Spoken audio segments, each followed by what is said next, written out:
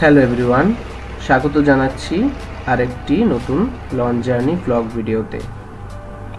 আজকের পর্বে আমরা যাচ্ছি ঢাকা সদরঘাট থেকে ইলিশের বাড়ি চাঁদপুর। এমভি সোনারতরী লঞ্চ থেকে আপনাদের সাথে শেয়ার করব ঢাকা থেকে চাঁদপুর যাওয়ার বিস্তারিত।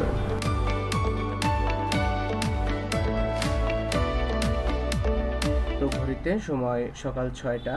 তো আমরা বাসা থেকে বেরিয়ে পড়েছি আমাদের আজকের দিনের প্রথম গন্তব্য সদরঘাট লালকুটি ঘাটের উদ্দেশ্যে। সেখান থেকে যে কোনো একটি লঞ্চে করে আপনারা চলে যেতে পারবেন ইলিশের বাড়ি চাঁদপুর। তো আমরা মোহাম্মদপুর বেরিবাদ রোড হয়ে আমরা এখন চলে যাচ্ছি সদরঘাটের লালকুটি ঘাটের উদ্দেশ্যে। তো দেখা হচ্ছে লালকুটি ঘাটে গিয়ে।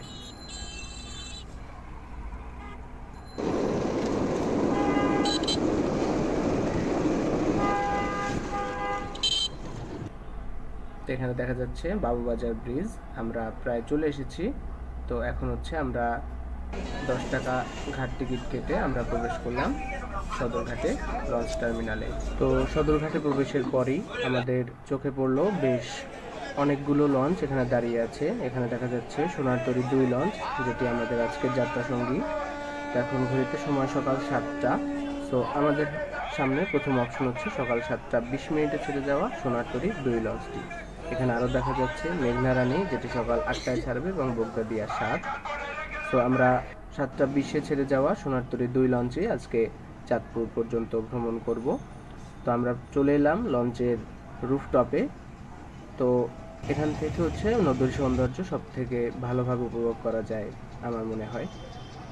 তো এখানে দেখা যাচ্ছে সদরঘাটের বর্তমান অবস্থা।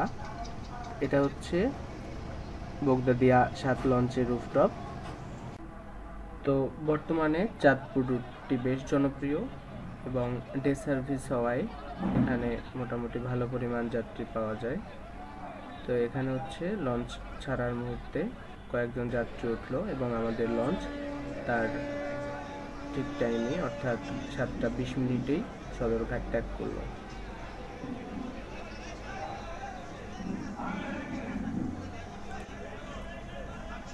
আপনারা যদি কম খরচে সদরঘাট থেকে চাঁদপুর পৌঁছাতে চান তাহলে অবশ্যই লঞ্চ হতে পারে আপনার অন্যতম সেরা মাধ্যম। এছাড়া আপনি সড়ক পথে বাস অথবা মাইক্রো ব্যবহার করেও চাঁদপুর যেতে পারবেন। সদরঘাটে লালকুটি ঘাট থেকে প্রতি 30 মিনিট অন্তর সকাল 6টা থেকে আপনি যে কোনো ধরনের লঞ্চ পেয়ে যাবেন। তো তার যে কোনো একটিতে উঠে পড়তে পারেন এবং চলে যেতে পারেন ইলিশের শহর চাঁদপুরে।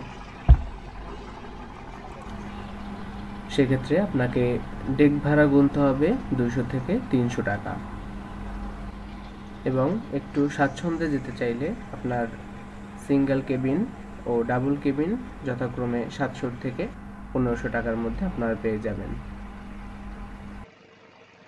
ঢাকার ব্যস্ত শহরের জীবন থেকে দূরে এখানে নদীর শান্তিপূর্ণ পরিবেশে আমরা যাত্রা শুরু করলাম। আমাদের গন্তব্য ইলিশের বাড়ি চাঁদপুর। লঞ্চে বেশ কিছু সুবিধা রয়েছে যা আপনার ভ্রমণকে আরও আরামদায়ক করে তোলে। লঞ্চে সুবিধাজনক বসার জায়গার পাশাপাশি আপনারা চাইলে ক্যাফেটেরিয়া থেকে হালকা খাবার নিতে পারেন, আর বেশ কিছু আরামদায়ক বসার জায়গা আছে, আপনারা সেগুলো ব্যবহার করতে পারেন। তবে আজকের ভিডিওতে বা আজকের এই ট্যুরে আমরা লঞ্চের ছাদেই ভ্রমণ করব। এখান থেকে আমরা নদীর সৌন্দর্য বেশ ভালোভাবে উপভোগ করতে পারবো। তো আমাদের লঞ্চ এখন পার করছে পোস্তগোলা ব্রিজ। ঢাকা থেকে দক্ষিণাঞ্চলে ভ্রমণের এটি হচ্ছে একমাত্র রাস্তা। তো এখানে দেখা যাচ্ছে বুড়িগঙ্গা ইকো পার্ক।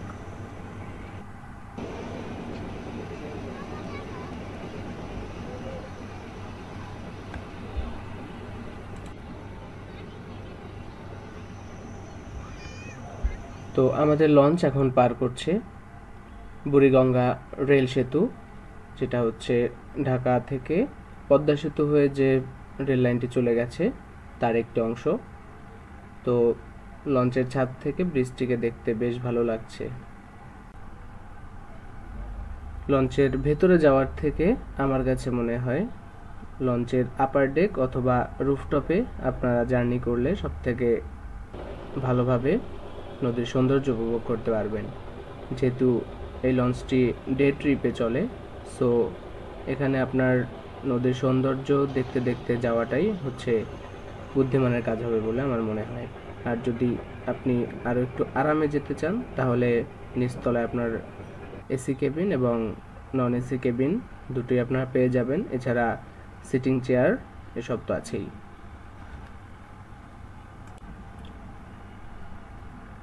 তো ঢাকা সদরঘাট থেকে মোটামুটি 30 কিলোমিটার নৌপথ পাড়ি দিয়ে আমাদের লঞ্চ প্রবেশ করছে তার যাত্রাপথের প্রথম ও একমাত্র যাত্রাবিরতি লঞ্চঘাট মুন্সিগঞ্জ লঞ্চঘাটে।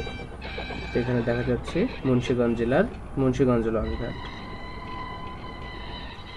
তো মুন্সিগঞ্জ লঞ্চঘাটে আমাদের সাথে দেখা হয়ে গেল চাঁদপুর থেকে ছেড়ে আসা সোনারতরী কোম্পানির আরেকটি লঞ্চ সোনারতরী 1 লঞ্চের সাথে।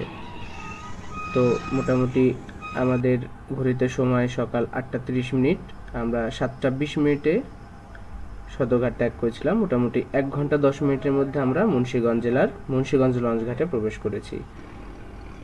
তো মুন্সিগঞ্জ লঞ্চঘাট থেকে 2 থেকে 3 মিনিটের যাত্রাবিরতি সম্পন্ন করে আমাদের লঞ্চ আবার এগিয়ে যাচ্ছে তার শেষ গন্তব্য এবং আমাদের গন্তব্য ইলিশের বাড়ি চাঁদপুরের উদ্দেশ্যে। তো এখানে দেখা যাচ্ছে আরেকটি লঞ্চ যেটা হচ্ছে ইলিশা এবং কালীগঞ্জ রুটে চলাচলকারী দোয়েল পাখি 10 লঞ্চ। তো এই লঞ্চের সাথে আমাদের মোটামুটি ভালো একটা গতির যুদ্ধ হয়েছিল। তো চলুন তার কিছু ঝলক দেখে আসি।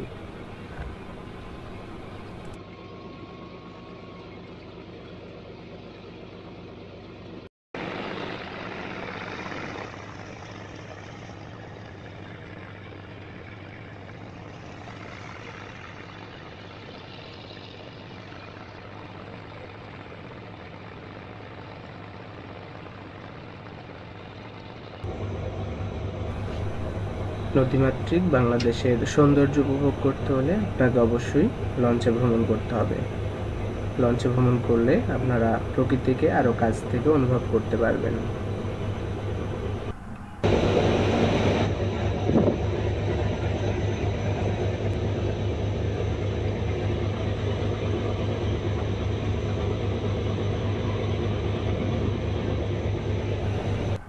হাতে 1 কাপ চা অথবা কফি নিয়ে বসে পড়তে পারেন লঞ্চের ছাদের এই বসার জায়গাগুলোতে এবং উপভোগ করতে পারেন নদীর সৌন্দর্য এবং এই 3 ঘন্টার লঞ্চ সফরের মাধ্যমে ভেসে ভেসে চলে যেতে পারেন ইলিশের বাড়ি চাঁদপুর।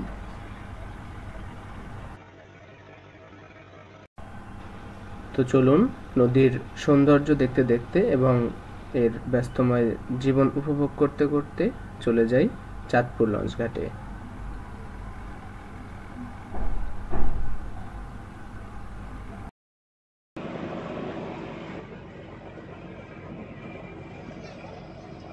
বলতে বলতে আমরা প্রায় চলে এসেছি চাঁদপুর লঞ্চ টার্মিনালের কাছাকাছি। তো ঘড়িতে সময় সকাল 10টা 40 মিনিট। তো আমাদের 7টা 20 মিনিটে ছেড়ে এসে আমাদের লঞ্চ মোটামুটি 10টা 45 মিনিটের মধ্যেই চাঁদপুর লঞ্চ ঘাটে ঘাট করতে চলেছে। সো মোটামুটি 3 থেকে 3.5 ঘন্টার মধ্যেই আপনারা সদরঘাট থেকে চাঁদপুর পৌঁছে যেতে পারবেন। তো এবার নামার পালা। এখানে দেখা যাচ্ছে চাঁদপুর লঞ্চ টার্মিনালের কাজ চলছে। এখান থেকে নেমে আমরা চাঁদপুর শহরটাকে মোটামুটি এক্সপ্লোর করব। তো চাঁদপুর এই নিয়ে আমার দ্বিতীয়বার আসা। তো এর আগে যখন এসেছিলাম তখন চাঁদপুর শহরটা ওভাবে ঘুরে দেখতে পারিনি, কিন্তু এবার ইচ্ছে হচ্ছে পুরো চাঁদপুর শহরের বিশেষ বিশেষ পয়েন্টগুলোতে ঘুরে আসার।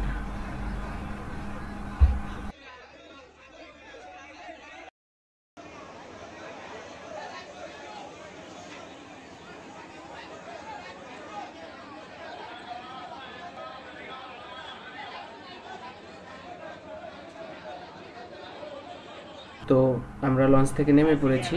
এই হচ্ছে সোনারতরীর 2 লঞ্চ, যেটিতে করে আমরা ঢাকা সদরঘাট থেকে চাঁদপুর পর্যন্ত এসেছিলাম।